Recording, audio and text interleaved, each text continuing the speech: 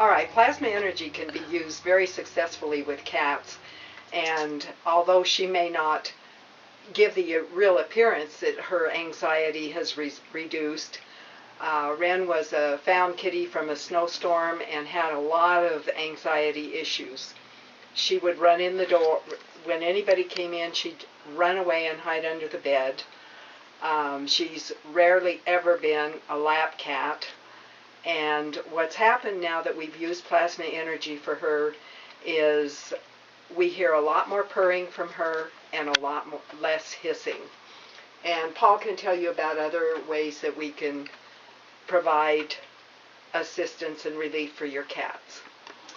Yep, plasma energy has many applications in cats.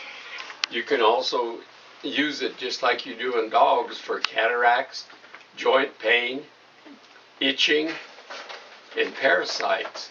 You can use a spray, have them drink the water, put it on their bedding, and you can see many individual uses for the different products on other YouTubes that we have done for dogs.